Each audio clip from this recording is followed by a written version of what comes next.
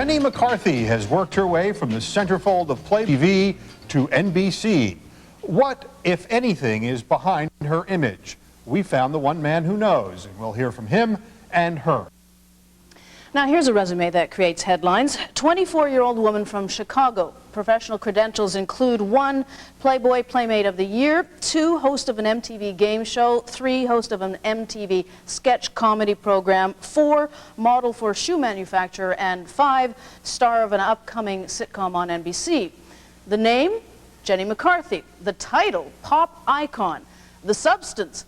To be revealed in a book with the assistance of a professional writer. But we have a sneak peek, an exclusive interview with McCarthy by her ghostwriter, Neal Karlen. When they first asked me to write a book, I was really excited because I'm like, what I want to do is Generation X spiritual. And then I went, no one would buy just a spiritual book, you know, the Gen X people. But so I decided to do a book that definitely incorporates that, but uses a lot of my life experiences in it.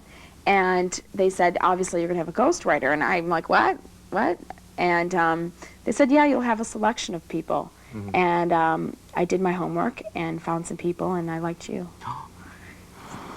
I'm Neal Karlen, and I consider myself a serious writer when it grapples with the deep issues of life. But every time I lose my voice, which happens pretty often when I'm writing, I just take someone else's voice, and I become a ghostwriter. I write in their voice. You know more about me than my mother. Really? Yeah. And I was so proud, because I never know what to call myself when they say, well, because I write my own books too, but they go, so what are you doing with this Jenny McCarthy thing? And I don't like ghostwriter, because that sounds, because my name will be somewhere in there. And I don't like collaborator, because that sounds like a World War II Nazi thing. And so I still think of like when you called me your left boob. That's my favorite. I'm going to put that on my resume. Now my greatest challenge of all has come. I'm a 37-year-old writer with graying hair, and I have to become Jenny McCarthy now, the girl with the most mustard. So for what I've had to do for a month is to just hang out with Jenny McCarthy. Everyone says to me, oh, so you've fallen in love with her, right? You must have fallen in love with Jenny McCarthy. And I just tell them, no, I can't fall in love with Jenny McCarthy. I have to become Jenny McCarthy. When I first saw Playboy, I think I was about 15 years old, and my boyfriend had it in his room. And I remember looking at the pictures and going, look at these girls. They have the perfect bodies. There wasn't a flaw on them. They had perfect breasts, perfect everything. And I remember looking at my boyfriend going, you're a pig. You have these sluts in this magazine. You better throw it away. You're going to burn in hell. They airbrush everybody. I mean, look at this. This was like in 2 months you were on cover of Rolling Stone. Every one of these is different versions. YM TV Guide. You're on the cover of the new TV Guide. Right.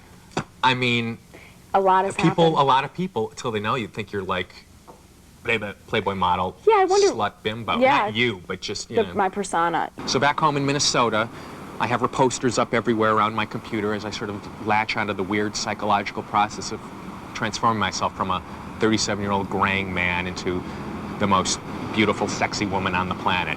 How is that done? I don't know. All I know is I was born to do it. The very week I was born, the cover of Life magazine had Zsa Zsa Gabor and her famous ghost, it says. It was about this ghostwriter, Gerald Frank, who was the big ghostwriter of the 40s and 50s. He did every big celebrity biography. And of course, you never hear about him now because he's a ghostwriter, and that's not, you know, you don't become famous being a ghostwriter. But there is some pride. You get to hang out with movie stars, and you can aim for that thing that Shakespeare wrote about in Hamlet, where he said, alas, he is an honest ghost. You know, you did see him changing, Neal Karlen's kind of changing. He really turned into Jenny McCarthy. He's, you know, coming back, though. He did that for us. It was good.